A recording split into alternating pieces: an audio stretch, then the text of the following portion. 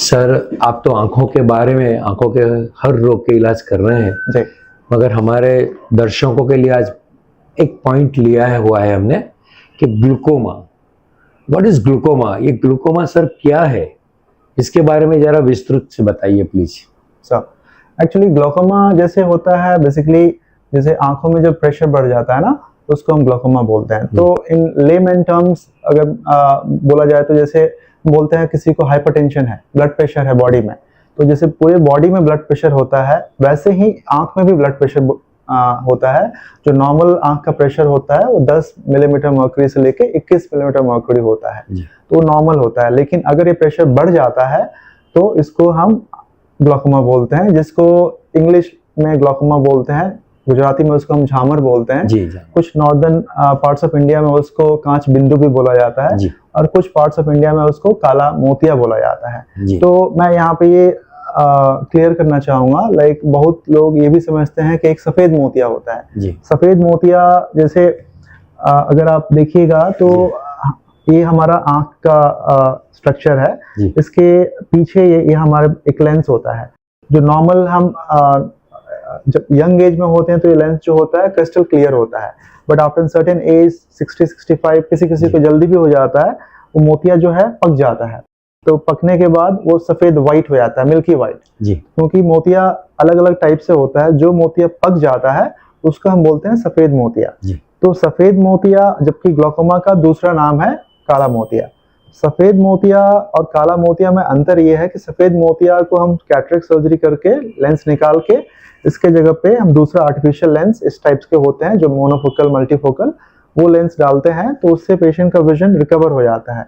जो पहले मोतिया के पहले वो नहीं देख पा रहे थे, वो ऑपरेशन के बाद दिखना उनको स्टार्ट हो जाता है। बट जो काला मोतिया है जिसको ग्लूकोमा बोलते हैं, उसमें अगर एक बार आपका विजन चला गया तो ऑपरेशन करके या मेडिसिन देके विजन वापस नहीं आ सकता है। तो ग्लूकोमा बेसिकली क्या है, इसलिए सबसे खराब बीमारी मानी जाती है। पूरे वर्ल्ड में second largest cause of blindness है। Second largest cause of blindness ये इसलिए है क्योंकि इसको छुपा रुस्तम बोलते हैं। किसी को कैटरेक्ट होगा तो उनको पता चल जाएगा कि दिखना कम हो गया है, तो डॉक्टर के पास जाएंगे चेकअप कराने के लिए।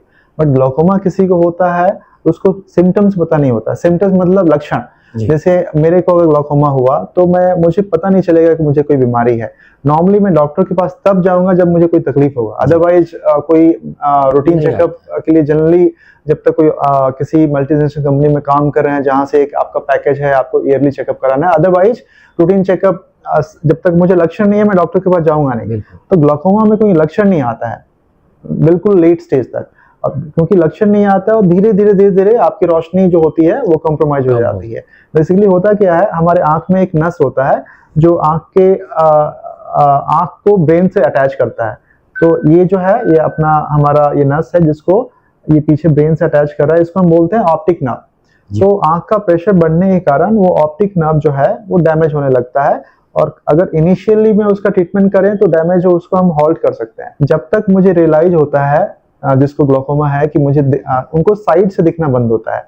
तो आपने मैक्सिमम टाइम क्या होता है, ग्लूकोमा के पेशेंट को एक्सीडेंट ज्यादा होता है, क्योंकि अगर वो ड्राइव कर रहे हैं हाईवे पे तो उनको सीधे सब दिखेगा, बट साइड मिरर से पीछे से जो दूसरी व्हीकल्स आ रही है उनको पता नहीं चलेगा। तो इसका इनिशियल लक्षण होता है साइड से दिखना कम होना, सेंटर में आपको सब दिखते रहेगा लास्ट स्टेज तक। तो क्योंकि इसमें पता ही नहीं चल पाता है लोगों को कि मुझे ग्लूकोमा है, तो डॉक्टर के पास जाते नहीं है, नस जो होता है सूख जाता है। जब तक उनको रियलाइज होता है जैसे कि दिखना कम हो गया, तब वो डॉक्टर के पास आते हैं। और इसमें और जैसे मैंने आपको बोला सफेद मोतिया का ट्रीटमेंट रिवर्सिबल है, उसको आप सर्जरी करके आप वापस से लेंस डाल दीजिए, लोगों को दिखना स्टार्ट हो जाएगा। लेकिन काला मोतिया में ये डैमेज जो है इरिवर्सिबल है, इसलिए ग्लूकोमा को हम बोलते हैं ये ट्रीटेबल है, क्यूरेबल नहीं है।